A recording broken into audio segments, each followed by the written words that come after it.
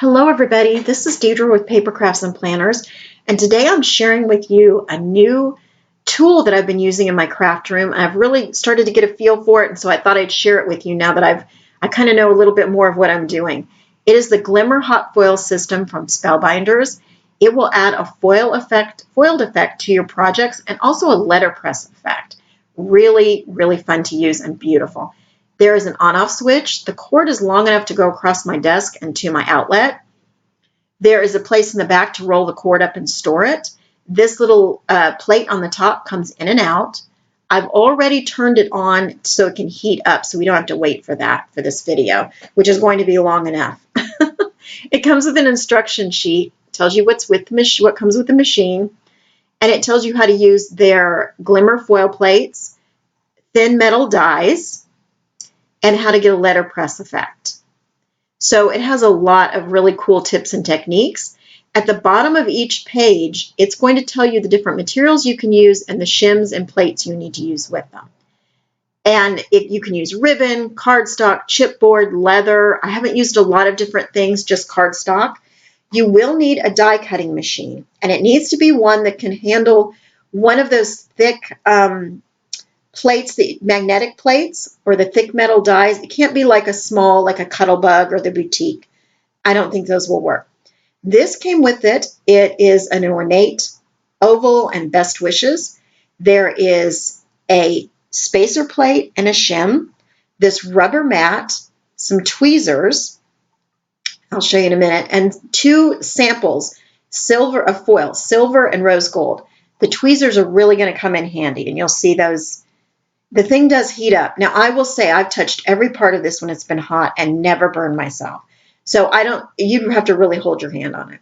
Here's some other foils I'm showing you. This was a 4-pack with this holographic, glittery, this beautiful teal, and a rose gold. I mean, not a rose gold, I'm sorry, and a magenta. Sort of a fuchsia maybe. There it is, fuchsia. There is a Club of the Month kit, and for July, I received it. I'm getting the August one too. I haven't received it yet. But July came with this pewter foil, which is really beautiful. And it came with this set. And the set says, let's see, it's your birthday. You brighten my day. So sweet of you. Wishing you well. That kind of, I think there are 5 different ones. And they also come with dies to them. So once you foil them, you can cut them out if you'd like, or put them directly onto your card the way they are, however you want to use it. And it like I said, this is the July one. I put that magnetic piece on there, by the way, and stuck it to the packaging. I wanted to save the packaging. Now, I apologize. You're going to watch me fuss a little bit because there was a piece of fuzz on here. Maybe it was from my cat in the craft room. Sometimes she comes in here when I forget to close the door. And maybe it was a cat here. I'm not really sure, but I did not want that to stick to my foil for sure. So now you see the grid there, so you can line up your plate. You're going to want your Glimmer plate to be etched side up. That's really important. So the etch side up, and I've turned on the timer. When you're ready to take that unit out, the timer will stop flashing. It will be solid. Now it says to wait in the instructions and wait till the timer is solid and then put your materials on. But I have not. I've done it both ways and it works both ways. So there is the foil, and you want to put the foil shiny side down.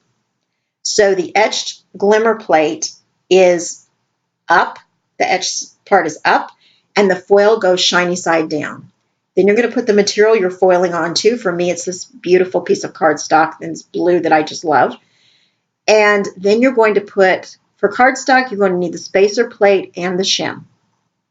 Once that is solid, you can remove this from the base. And I use my thumb to kind of push against it because there is it does stick just a little bit. And I found that putting my hand on top, I see people do that, but it made me move things around, so I do not do that. Then you're going to move it to your die cutting system. This is my Platinum 6 from Fun Skipper's Journey. And you run it through slowly. And I run it up and back, forward and back, however you want to say it.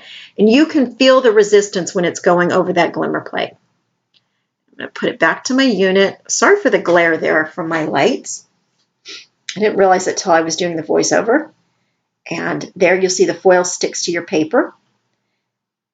and close up the tweezers, lift that up, and then when you open the tweezers, it works out just perfectly like that. And there you go. Isn't that gorgeous? Now I have a few dots on there. I'm going to turn this off. I have a few dots on there that I didn't intend to have. So you just need one of these mono sand erasers, and it's got a little edge to it that's small enough to kind of get in those little areas and sand off the extra foiling that you didn't intend to have. And of course, I'm not worried if anything's too far outside because I am going to die cut this before I put it on a project. But I think that's just so pretty on that blue paper, that glitter foil. And let me show you a few things I've done and kind of experimented with. So this is one of the first things oh no, that is the same one. And I did it on pink, which I didn't like as well because, I don't know, it didn't show up as much on the light. So this thank you came up pretty distressed looking. And the reason for that is that particular one needed a shim. And so I discovered that if I put a couple pieces of cardstock or one folded up on top of the plates, it came out much better. This is a thin metal die, and you can see the effect you get from that. And I've done it with a couple of them that I'll show you. And there's some overfoiling that really went outside where I wanted it to. And again, you just use that eraser. But look at that leaf. Wouldn't that be beautiful to create your own background paper for a card? I just think that would be gorgeous, a bunch of gold foil leaves on that green. Okay, so I saved these little scraps because, you know, you might want to do just this tiny piece and you don't want to waste those. It is kind of important you cut the foil to size so you don't get a lot of overage. This is one that I have, and there are a bunch of sentiments. Congratulations, happy birthday, that thank you with sympathy and happy anniversary.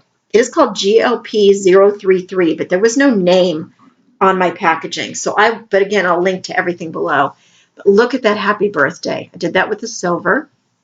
These are the plates that come with it. I just added a flower and some gold leaves. And again, I think that's the silver I did that with. This, I had a bunch of little scraps, paper and some circles, and so I put it together. This is a pink piece of cardstock with that teal color. Just beautiful together.